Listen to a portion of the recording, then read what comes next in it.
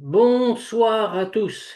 Eh bien, nous allons reprendre notre étude du Tanya de manière un petit peu différente aujourd'hui, mais nous allons reprendre au point où nous en étions. Alors, nous sommes très exactement page 124 du texte, c'est le chapitre 24, même Dalet, tout en bas de la page, le point à l'avant-dernière ligne.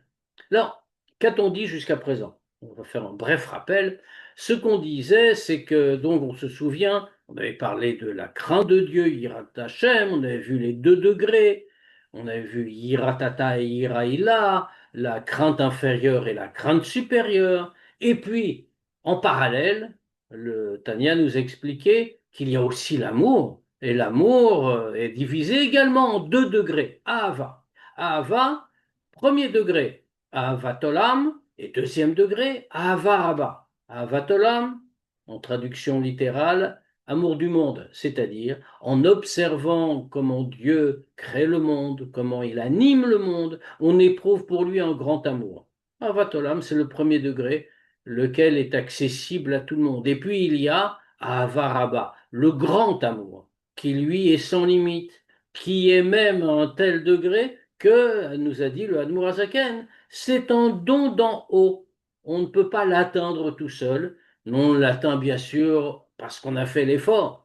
D'ailleurs, nous dit-on, dans l'ordre des choses, dans le Seder, comme l'Admour Azaken a dit, le Seder de la Avoda, dans le Seder du service de Dieu, dans l'ordre des choses normales, on commence par Yira, le premier degré de Yira, ce qu'on appelle généralement Yiratret, la crainte de la faute, indispensable si l'on veut servir Dieu. Comme les Chachamim nous l'ont dit, c'est une phrase que le Tanya a citée dans le chapitre précédent, Imein Yira ein Chochma. S'il n'y a pas de crainte de Dieu, il n'y a pas de Chochma, c'est-à-dire de Torah et mitzvot possible. Donc on a commencé par Yira, en effet, c'est la logique même. Si on ne craint pas Dieu, eh bien on ne fera pas Torah et mitzvot. Donc ici, Imen Yira en Chorma. Mais ensuite, on a continué, Imen Chorma en Ira. Et s'il n'y a pas de Chorma, il n'y a pas de Torah, il n'y a pas non plus de crainte. Alors par quoi fallait-il commencer? C'est la question qu'on avait posée. Mais on parle de l'autre degré de Ira. S'il n'y a pas la connaissance, la Torah au milieu, Torah et Mitzvot, alors à ce moment-là, en Ira, il n'y a pas le degré supérieur de Ira qui est bien plus haut que la crainte de la faute, qui est la ira, parce qu'on a conscience de l'essence de Dieu. Alors, maintenant, dans tout cela, il y a beaucoup de degrés. Mais le Admourazaken a dit, au-delà de la ira, il y a Ava, donc.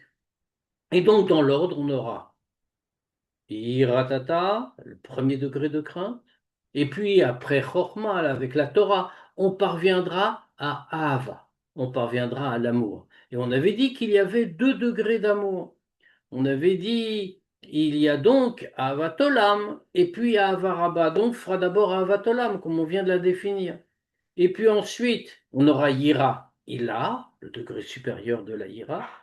Et puis, à ce moment-là, on arrivera à un aboutissement avec Ava, Rabba, donc ce grand amour, l'amour infini. Et le Admour Zaken avait expliqué que dans cet ordre-là, même si on va trouver des exceptions, hein, on avait raconté l'histoire de Rabbi Elazar ben Dourdaya, mais qui était passé directement à Ava, à la plus grande Ava, au point que son âme l'a quitté. Mais en dehors, c'est vraiment un cas exceptionnel. Habituellement, il faut toujours en passer par cet ordre-là. Le premier degré de crainte, avec qui nous conduit à la Torah, qui nous permet d'avoir le premier degré de Hava, Havatolam, et puis qui nous conduit ensuite à Iraïla, au degré supérieur de la Ira, toujours avec la Torah, bien sûr, et qui nous conduit ensuite à Avaraba, au plus haut degré de Hava, au plus haut degré d'amour. D'ailleurs, on l'a dit, hein, le dernier degré le plus haut, celui de Avaraba, n'est pas accessible sans être Shalem Beyira, a dit le texte, être entier dans la ira, parfait, c'est-à-dire le degré supérieur de ira ila. C'est donc une grande idée que nous voyons ici. Maintenant, on comprend que Alors qu'on vient de parler dans ce début de chapitre 44 que nous avons commencé lundi dernier, eh bien, on voit que dans la Ahava, chacun va être différent, comme d'ailleurs dans la Hira, aussi bien pour l'amour que pour la crainte. Pourquoi chacun est différent? Mais le Zohar nous l'a dit, c'est que en réalité, Fen nous dit-il, Lechol chad lefum ma demesher belibé. C'est chacun qui va voir selon ce qu'il a conçu dans son cœur. C'est-à-dire, la hava comme la yira dépendent de da'at. On l'avait longuement expliqué. Da'at, la réflexion, la méditation, l'intégration de ces idées en nous-mêmes. Or, da'at, c'est différent pour chacun. Da'at, c'est l'aboutissement du processus intellectuel, mais c'est quelque chose qui a besoin de l'aide de Dieu, bien sûr. Mais chacun va s'approfondir dedans et tout le monde n'a pas les mêmes kélim. Tout le monde n'a pas les mêmes instruments intellectuels du même degré, au même niveau. Quelqu'un qui aura plus d'ahat que quelqu'un d'autre, bien va donc mieux comprendre, mieux assimiler, mieux intégrer l'idée. Et donc, dans ce cas-là, évidemment, puisque fait par date, c'est par l'attribut intellectuel de date que tout passe, y compris ces sentiments que sont l'amour et la crainte de Dieu. Ça veut dire que si on a un plus grand date, on aura donc un plus grand amour et on aura donc un lien avec Dieu différent.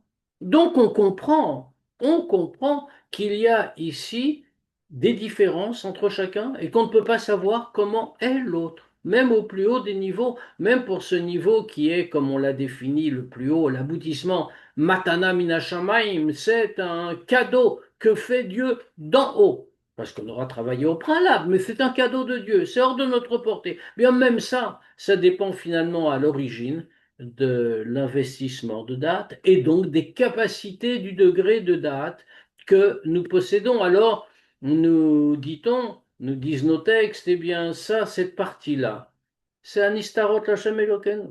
C'est ce qui est caché, qui n'est révélé qu'à Dieu. On ne peut pas savoir ce qu'il y a dans le cœur et dans le date de l'autre. Donc, c'est à Dieu. La seule chose qui nous est révélée, c'est, nous a cité le Tanya, Torah ou mitzvot, la Torah et les mitzvot qui sont un iglot, la nous, la sot, qui sont révélés à nous et à nos enfants pour le faire. Alors, bien sûr, au sens littéral, ce verset fait référence au fait que Dieu nous a donné de manière révélée Torah et Mitzvot pour qu'on les pratique concrètement. Mais ici, le Zaken le reprend comme le Zohar de manière plus profonde. Il nous dit il y a des choses qui sont cachées, ce qu'on a en nous, le Dat, la Hava, la Hira, ça c'est caché. Nous ne pouvons pas savoir. Mais qu'est-ce qui est révélé? C'est le maasé, c'est l'action. Dieu nous a donné des choses à faire. Là, nous sommes tous à égalité. Et comme on l'a dit dans le chapitre, dans la partie précédente que nous avons étudiée, parce nous n'avons qu'une seule Torah, une seule loi, et donc nous devons le faire concrètement. C'est pareil pour tout le monde. En revanche, l'amour et la crainte de Dieu dépendent donc de notre qualité et de notre capacité de date, la méditation, la construction intellectuelle, et cela, tout le monde n'est pas à égalité. Alors, donc, il y a des choses, des grands niveaux ici, bien sûr, et il y a des niveaux plus bas, et chacun selon ce qu'il possède. Nous allons reprendre là, parce que maintenant, au point donc à l'avant-dernière ligne, parce que maintenant nous allons parler d'une autre sorte de hava. Une hava qui d'une certaine manière est encore plus grande, plus haute, mais qui est cette fois accessible à tous. Paradoxalement, on vient de dire que les plus hauts degrés de hava veira ne sont pas accessibles à tous pour le sommet, parce que c'est Dieu qui doit donner. Mais ici, on dit qu'il y a une hava encore plus haute, mais qui est accessible à tous. Et plus que cela encore, va nous expliquer le Tanya, non seulement elle est accessible à tous, mais elle regroupe en elle-même les qualités des autres formes de hava. Alors, voyons de quoi il s'agit dans le texte. Donc au point. Ach, achati hava, aklula mikol prinot hava rabba va olam. Mais avec tout ce qu'on a dit, il y en a une qui est une forme de Ahava, qui est constituée, qui englobe, si l'on peut dire, tous les degrés sans exception. Il y en a de nombreux, parce que j'étais rapidement, j'ai rappelé que quelques degrés fondamentaux, quelques degrés schématique, si l'on peut dire, de Ahava. Mais ici, nous dit-il, nous dit le Admour Hazaken, il y a une forme de Ahava qui englobe absolument tous les degrés, aussi bien de Ahava Rabba que Ahavat Olam. Qu'est-ce que c'est que cette âme? D'où vient-elle? On a expliqué pourtant auparavant qu'il y avait des degrés très précis et qu'il fallait à chaque fois un investissement, et le Hadmour Azaken nous a dit lequel. Et c'était essentiellement un investissement par la méditation, sans parler bien sûr de l'étude de la Torah essentielle et de la pratique des mitzvot, mais en particulier l'étude. Ici, on nous dit, ça englobe tout. Vehi shave lechol nefesh mi'Israël. On nous met un petit peu sur la voie. C'est une forme de Ahava qui est équivalente pour toutes les âmes juives. Ve'yerushalanu ma'avotenu, et c'est un héritage de nos ancêtres. C'est-à-dire que finalement, nous avons quelque chose de spécial. Nous avons en nous cette Ahava qui est en nous. Alors, il faut relever que la Nouravaken précise que c'est Shavé lechol nefesh mi-Israël, que c'est équivalent à égalité pour toutes les âmes juives.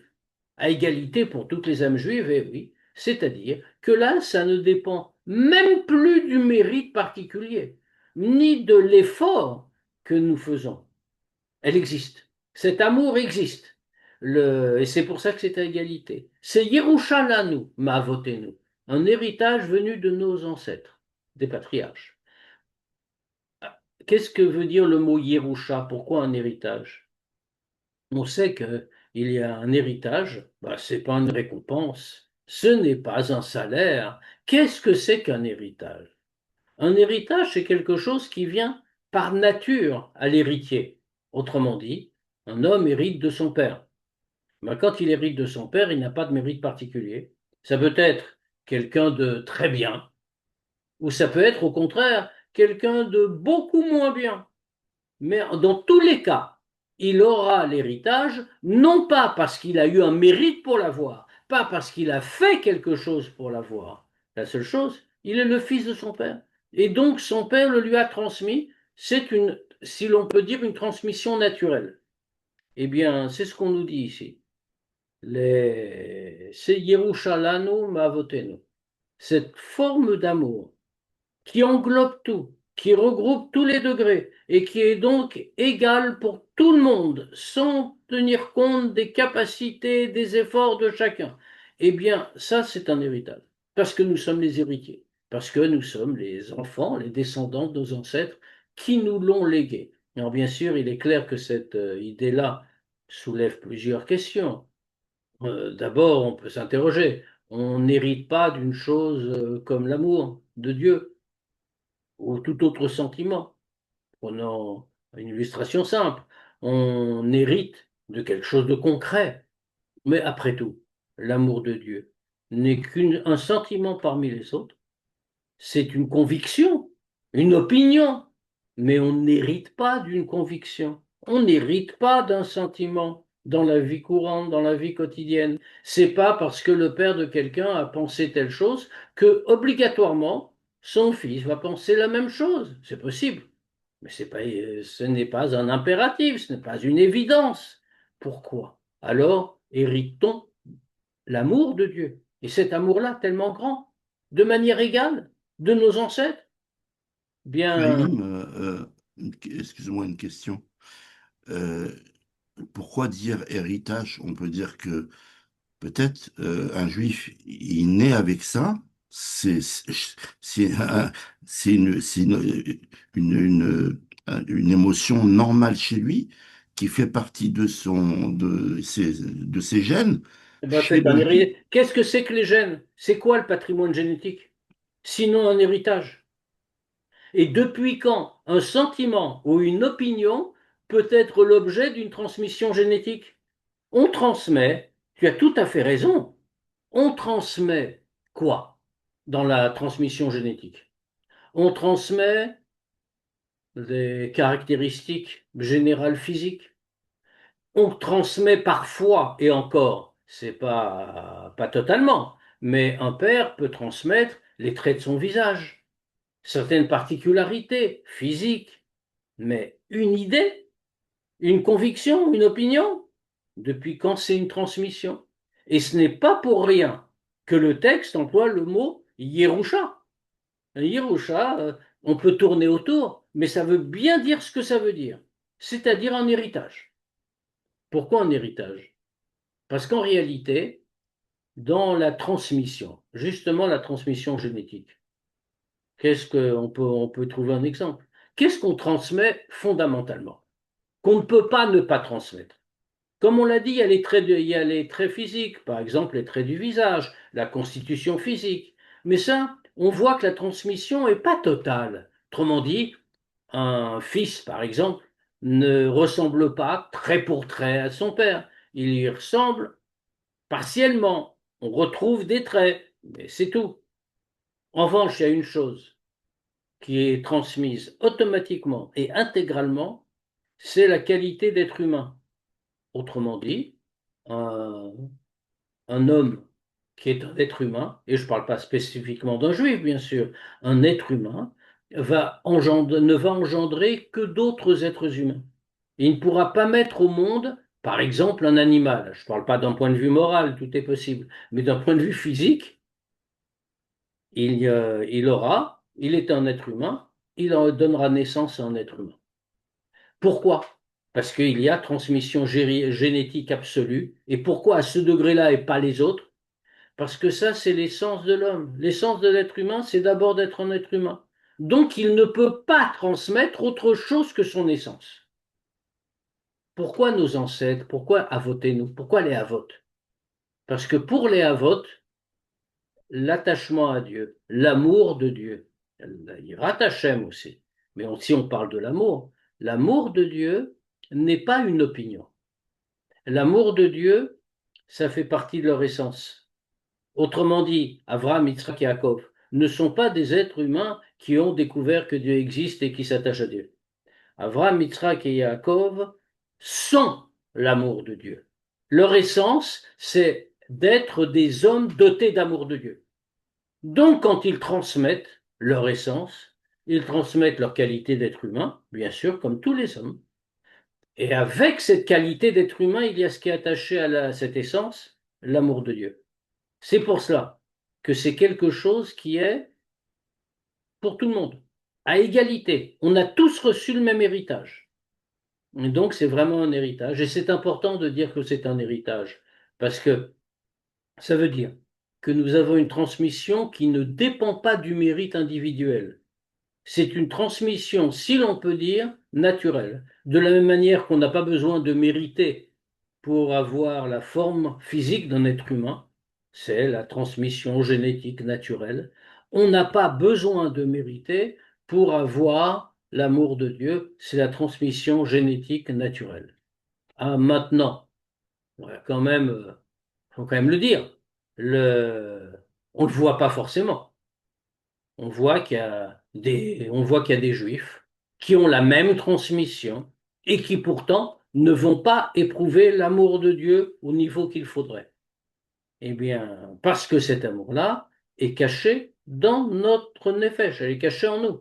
Il est caché en nous. Et puisqu'il est caché en nous, nous avons malgré tout un travail à faire, c'est-à-dire aller à sa recherche, le révéler. Mais ça, on va le redire plus loin, bien sûr. On va dire un petit peu plus loin comment il faut faire pour le révéler. Mais on comprend qu'on a changé la donne.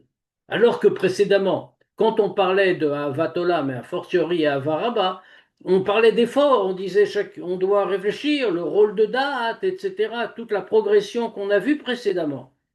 Quand on parle ici de cette Ahava nouvelle, ce degré nouveau d'Ahava plutôt, eh bien ce degré-là, on nous dit, il n'y a pas d'effort a priori. L'effort sera là. Mais la Ahava, l'amour dont il est question, nous vient en héritage, donc nous possédons en nous, et nous devons le révéler. Alors maintenant, il faut le définir, puisqu'on a beaucoup défini Ahava dans les degrés précédents. Qu'est-ce que cette Ahava qui englobe tous les autres? De quoi est-elle constituée? Ve'ainu. Le Admor Zaken va tout de suite nous le définir. Vainu mashekatu bezohar. C'est ce qui est écrit dans le Zohar.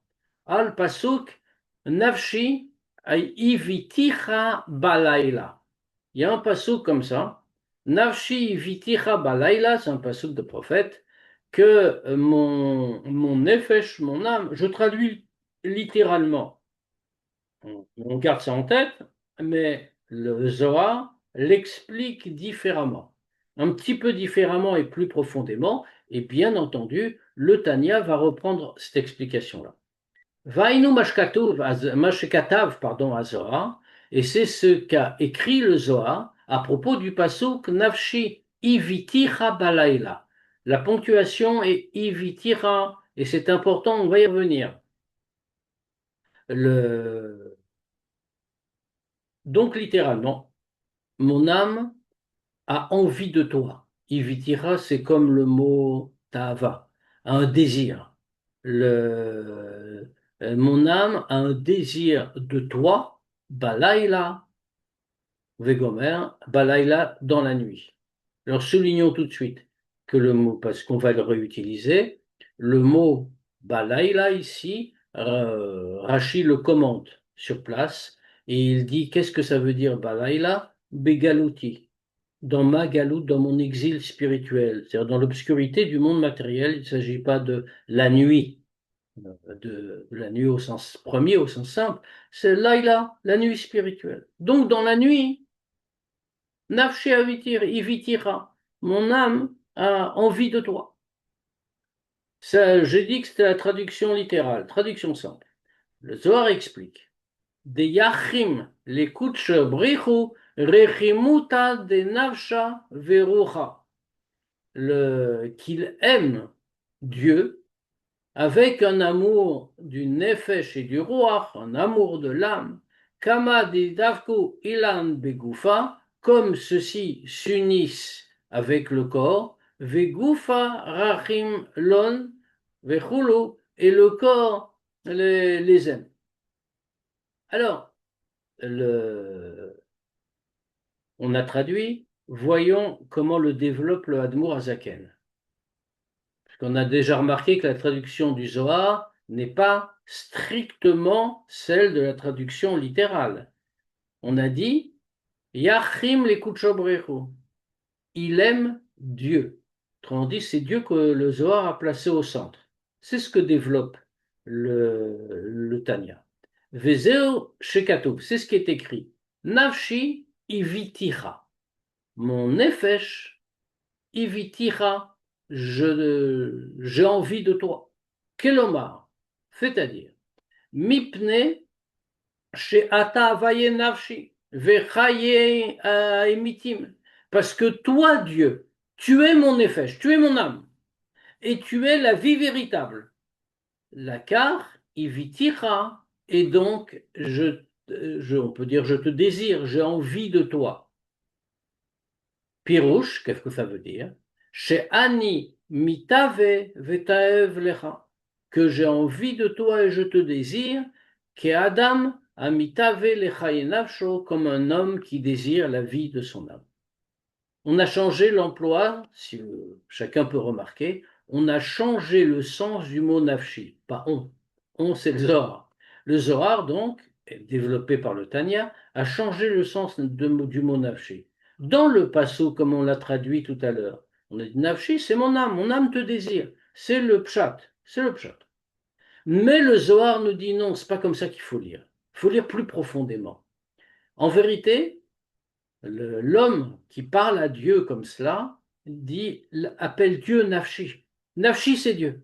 Il dit mon Nefesh, Dieu, Ivitira, je te désire, j'ai envie de toi. Pourquoi est-ce qu'on est obligé de dire comme ça? En vérité, et c'est ce qui fonde l'explication qu'on donne, le développement qu'on donne le Tanya. Le- Si on se contentait de dire, en ponctuation, c'est bien ivitira. Ivitira veut dire j'ai envie de toi. Mais si on voulait dire c'est mon âme, nafshi, c'est mon âme qui a envie de toi, comme on l'a traduit d'abord, mon âme a envie de toi dans la nuit. Eh bien, on n'aurait pas dû ponctuer ivitira, la formulation n'est pas juste grammaticalement, mais on aurait dû, la bonne construction, ça aurait été iftecha. Mon âme te désire, a envie de toi. Si on a dit ivitira, ça veut dire que celui qui parle de lui-même. C'est moi qui ai envie de toi. Alors, quel est le sens du mot nafshi? Ça ne veut plus rien dire. Mon âme, moi j'ai envie de toi? Non. Le sujet c'était nafshi. Donc, nafshi n'est pas le sujet qui a envie. Nafshi, c'est l'objet de l'amour, c'est-à-dire Dieu. Et c'est ce que nous dit le Tanya ici. Nafshi ivitira, c'est-à-dire mipne she'ata vaye nafshi. Parce que toi, Dieu, tu es mon nefesh. C'est-à-dire que tu es ma vie. Tu es chaye emitim. Tu es ma véritable vie. Parce que c'est toi qui me donnes vie. Tu es en moi. Je te sens en moi. Tu es ma neshama en moi. Et donc, j'ai l'amour qu'on a décrit. Cet amour de nafshi vitira que j'ai en moi, que je dois révéler. Mais que j'ai déjà en moi. Parce que c'est mon essence qui est liée à toi. Donc tu es nafshi vechaya emitim, tu es ma vie, et la vie est ma vie véritable. Car c'est pour ça, ivitira. C'est pour cette raison que j'ai envie de toi, pirouche. Qu'est-ce que ça veut dire? Shani mitave vetaev lecha, que je te désire, je désire et j'ai envie de toi. Que Adam mitave lechaye nafsho, comme un homme qui a qui désire la vie de son âme, sa propre vie. C'est très bien qu'un homme est prêt à tout pour protéger sa vie. En bon français, ça s'appelle l'instinct de conservation, pardon. L'homme est proche de lui-même, les Chachamim nous disent. Pourquoi? Mais il veut protéger sa vie. Il est prêt à tout. Voyons une chose. Un homme désire toujours vivre. La preuve. Il est prêt à travailler durement. Il est prêt à faire des tas de choses. Pourquoi? Juste pour avoir de quoi vivre. Parce que sa vie lui est très précieuse. C'est le bien le plus précieux qu'il possède. Alors le Hanmourazaken nous dit, c'est ce qu'on veut dire ici. C'est pour ça qu'on appelle dans le passo, qu'on appelle Dieu Nafché. Tu as vie. Tu es ma vie et donc je te désire. Je te désire, j'ai envie de toi comme un homme qui désire avoir la vie. Et donc cet amour-là, c'est un amour qui n'a pas de limite. Et je suis prêt à tout pour soutenir ma vie et pour m'attacher à elle. Alors maintenant, le... c'est tellement vrai, parce qu'il nous reste quand même en- à comprendre l'usage du mot balaïla. On a dit dans la nuit. Et là-bas, on avait expliqué que le commentaire nous dit c'est Begalouti, dans mon exil, spirituel encore. C'est-à-dire qu'en réalité, même l'urgence de la vie, alors la vie, comme on l'a dit, c'est le bien le plus précieux. C'est le ta'anoug, c'est le délice le plus grand qu'on puisse avoir. La preuve, dans la vie quotidienne. Un homme veut toujours avoir du oneg, avoir du plaisir, du délice. C'est normal. En tout cas, ça fait partie de sa nature. Maintenant, s'il va avoir un délice en question, un ta'anoug, mais ce ta'anoug va aller à l'encontre de sa vie, il va renoncer au ta'anoug pour garder sa vie. Ce qui veut dire, la conclusion logique, c'est que le plus grand ta'anoug qu'un homme puisse connaître et ressentir, c'est la vie elle-même. Par la vie, il a un ta'anoug. La vie lui donne son plus grand ta'anoug. Maintenant, si grand ta'anoug, ça devrait nous émerveiller. On devrait le ressentir constamment. Alors nous voyons bien qu'on vit tous les jours, on se réveille tous les matins, on fait tout ce qu'on veut, mais on n'est pas comme ça enflammé par un ta'anoug, par un délice constant d'être en vie. même si on devrait intellectuellement quand on y réfléchit. Mais on est pris à autre chose en réalité. On doit travailler, on doit faire ci, on doit faire ça. On n'est pas pris par ce terme. Comment ça se fait? Mais ça, il y a une seule raison, c'est l'habitude. Comme on est habitué, alors à ce moment-là, on s'est habitué à ce délice. Et donc on ne le remarque plus. On n'est pas enflammé par lui. Mais maintenant, donc on oublie. Mais si on oublie, il y a un problème. Justement. Uksheu chalash umune, mitava. Et quand il est faible et qu'il est affaibli de ce plaisir, vetav, shevetaev, shetashuv nafsho elav. Et il a envie que son nefesh, que sa vie revienne en lui, que cette essence-là revienne en lui. Vechen, כשהוא הולך לישון, מתהווה, וחפץ שתשוב נפשו אליו, כשיור משינתו. Alors c'est ce que l'homme dit. Ou alors quand il va dormir. Quand il va dormir, de quoi il a envie? Bon, bien sûr, il doit dormir. Mais il a envie, malgré tout, il désire ardemment que son nefesh, que sa vie lui revienne au matin. Que quand qu'il va se réveiller comme il faut. C'est pour ça qu'on a dit Balaïla. Eh oui, quand on ne ressent plus le désir, qu'on est affaibli et fatigué, alors qu'est-ce qu'on veut? À ce moment-là, on ressent comme la vie est précieuse. Le matin, tout à coup, on est affaibli, oui, on a bien dormi, mais on n'a pas eu ce délice ultime. Alors, on se demande, mais qu'est-ce qu'on peut faire? Qu'est-ce qui se passe? Qu'est-ce qui se passe à ce moment-là? L'habitude nous a usés. C'est la nuit. On ne ressent pas ce que l'on devrait normalement ressentir, c'est-à-dire cet élan vers Dieu qui est dû au fait que nous avons en nous cette essence, la neshama, l'âme, avec l'amour qui va avec et qui est l'héritage de nos ancêtres. Alors quand on est fatigué, affaibli, alors qu'est-ce qu'on désire, comme on a dit, Tashuv nafsho elav, que notre nefesh revienne. Pareil, très, très quotidiennement, on va dormir. On va dormir, mais on va pas dormir en se disant c'est fini. Chas v'shalom. On va dormir en disant j'espère que demain matin je vais me réveiller. Je vais me réveiller, je suis sûr que je vais de nouveau avoir le merveilleux présent qu'est la vie et que demain je vais me réveiller de mon sommeil parce que c'est l'essentiel. Et bien de la même manière.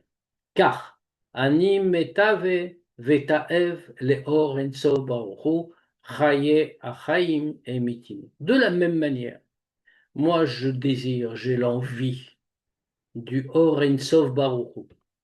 Le Or Ensof, l'essence de Dieu. Parce que lui, il est chaye achaim emitim. Il est la vie de la vie véritable. Alors, qu'est-ce qui se passe? Maintenant, encore une fois, je suis balaïla, dans une galoute spirituelle. La vie m'a usé et je ne sais plus comment ressentir. Et moi, ce que je veux, par la réflexion, on va le dire. Je veux j'ai envie de Dieu. J'ai envie du Or Sof, qui est la source de la vie. Et comme j'aime ma vie, je ne peux qu'avoir de l'amour pour lui, avoir un lien fort. Et qu'est-ce que je veux? L'âme Shiro Bekirbi. Je veux attirer le Or Sof et le faire descendre en moi. Grande ambition. Ça signifie, je suis fatigué. J'ai un amour qui me vient en héritage et qui me dépasse d'une certaine manière. Et je dois le révéler en moi. Mais la vie muse. Je suis balaïla. Mais Ivitira. Et pas Iftera, pas je t'aime. Toi, mon Nefesh. Ivitira, je t'aime. J'ai un désir de toi, parce que tu es Nafshi, tu es ma vie. Et rien ne m'est plus précieux et plus délicieux que la vie. Alors, puisque c'est comme ça, je veux, quand je n'en ai plus suffisamment, je la ressens plus, usée par l'habitude, le sommeil, la nuit, eh bien, je veux le faire redescendre en moi. Comment je peux faire ça? Aliédé Esek à Torah, Ba'kitsi Meshinati Balaïla en me consacrant à la Torah, c'est-à-dire en étudiant la Torah, dès que je me réveille le matin, quand je me lève du sommeil, balaïla, dans la nuit. Pourquoi? Quel rapport? Deoraita Vekucha brichu kulachad, parce que la Torah et Dieu sont une seule entité. Alors ça, c'est la grande idée. C'est-à-dire quelqu'un se demande, mais comment je peux faire descendre le Orin Sof en moi? Qui suis-je? Comment pourrais-je réaliser une chose pareille? C'est l'œuvre d'un tzaddik peut-être, mais pas des gens du commun. Or, on sait que l'Admour Hasaken a écrit le Tanya pour tout le monde. Ce qu'il dit n'est pas réservé à un degré spirituel, ce n'est pas réservé aux tzaddikim, c'est un chemin pour chacun. Alors comment fait-on descendre Dieu en soi quand on est dans la situation qu'on a décrite? Alors dès qu'on se réveille de la nuit, alors on va étudier la Torah de Raïta Vekucha Brichu Kulachat, parce que la Torah, c'est Dieu lui-même. Dieu, la Torah n'est pas seulement la sagesse de Dieu, comme il nous est enseigné, c'est une seule entité. Quand on étudie la Torah, on s'unit directement avec Dieu.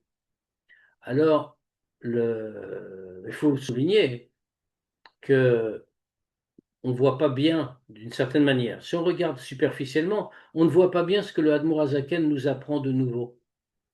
Parce que c'est un din, c'est dans la halacha, din dans Shulchan Aruch, que quand on a un moment, on doit étudier la Torah. Que si quelqu'un a un moment disponible et qu'il n'a pas utilisé pour étudier, alors il est passible de peine très grave. Parce que Dvar Hashem Baza, on dit sur lui, il a fait honte à la parole de Dieu. Il n'a pas consacré son temps à l'étude de la Torah. L'étude de la Torah plus que les mitzvot. Parce que les mitzvot sont essentiels, bien sûr. Elles sont essentielles pour l'élévation, le raffinement du monde, dans le monde matériel. Mais la Torah, c'est un lien privilégié avec Dieu qui n'existe d'aucune autre façon. C'est un lien parce que la Torah et Dieu sont une seule et même entité.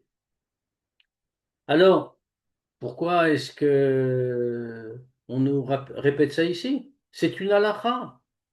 Or, le Hadmour Azaken veut dire autre chose.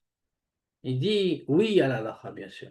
Mais par exemple, quelqu'un se lève le matin normalement, puis il se dépêche, il doit aller au minyan, puis après il étudie ce qui est nécessaire, ce qui est imposé par la halakha, et puis ensuite il court parce qu'il doit faire son travail du quotidien.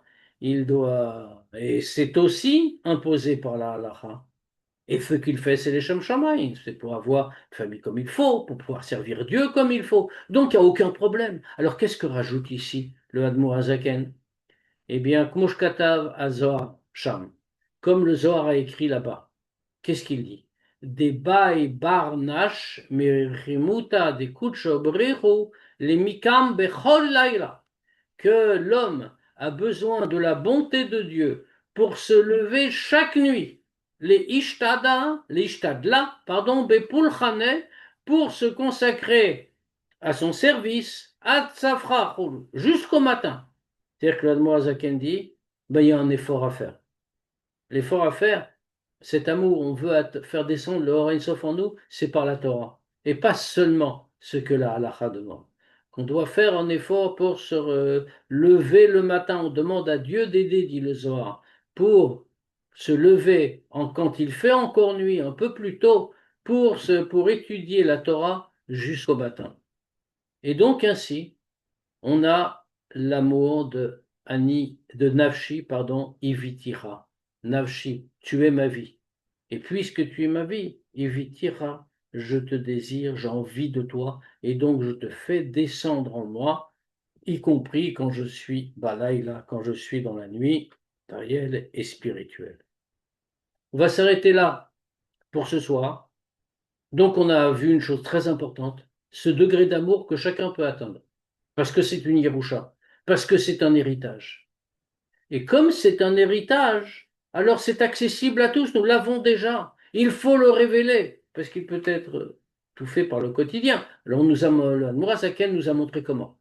Ça passe bien sûr par l'étude de la Torah. On fait descendre le Ein Sof en soi, y compris dans la nuit, parce que il faut comprendre et réfléchir et méditer, bien sûr, on va le redire, que Dieu est vraiment notre vie. C'est lui qui donne la vie. Et c'est pour ça que j'ai un désir de toi, j'ai envie de toi. Et je veux te faire descendre en moi quand je sens que je suis faible. Et à ce moment-là, je ressens à quel point c'est précieux. On n'a pas encore fini sur la question de Avat Hashem, de l'amour de Dieu, parce qu'il y a encore un autre degré qui sans doute est encore plus haut que celui que nous avons vu, mais Bezrat Hashem, on en parlera et en direct la semaine prochaine. Une bonne semaine à tous. Merci Chaim, merci, une bonne semaine. Une bonne semaine.